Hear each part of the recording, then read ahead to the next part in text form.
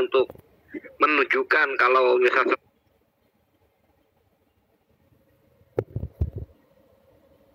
kedua. Jadi tingkatan pertama kita lihat dari amal ibadahnya tadi, dari akhlaknya, dari adabnya. Kedua dari pola atau metode yang digunakan dalam pengobatan, termasuk dengan metode misalnya kesurupan, maka itu tidak dibenarkan, metode kesurupan. Nah, dengan pertanyaan bagaimana kita mengetahui apakah orang ini kesurupan yang benar atau tidak, mudah sebetulnya, karena saya sudah pernah beberapa kali dan sempat viral juga ketika kami membongkar aksi kerasukan pura-pura, kerasukan manusia harimau di Pagar Alam, Sumatera Selatan. Itu viral di akhir Desember tahun 2019, awal tahun 2020. Dan itu viral di Pagar Alam, Sumatera Selatan, ada di YouTube, masih ada dokumennya. Ketika kita membongkar kasus kesurupan palsu. Bagaimana cara kita membuktikan bahwa itu kesurupan? Ada multi kajian termasuk dari bahasa. Ketika yang kesurupan misalnya mengeluarkan kata-kata yang sifatnya kata-kata itu bukan keluar dari suara makhluk lain yang memasuki ataupun merasuki tubuhnya, pasti bahasanya kita ketahuan, bahasa kata-katanya.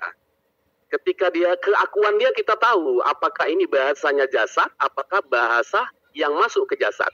Nah, ini harus dicermati dalam redaksional kata-katanya.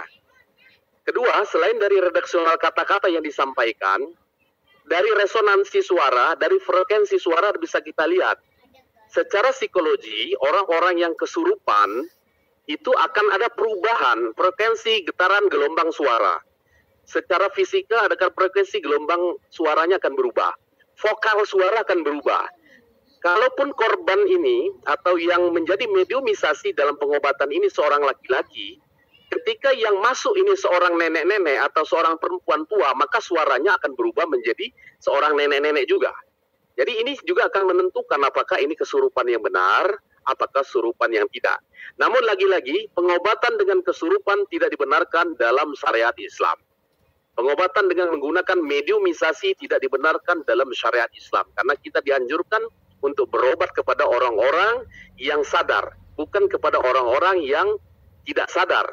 Karena ketika ada kesurupan berarti terbebaslah dari hukum fikihnya, bebas dari hal-hal yang sifatnya kewajiban-kewajiban dalam syar'inya, karena kesurupan, karena kondisi tidak sadar. Jadi ada beberapa metode untuk menentukan orang kesurupan atau tidak. Ditentukan dengan aspek bahasa redaksionalnya, kata-kata yang diucapkan. Kedua, resonansi suara, frekuensi gelombang suara, vokal suara, ini juga akan menentukan. Misalnya ketika saya akan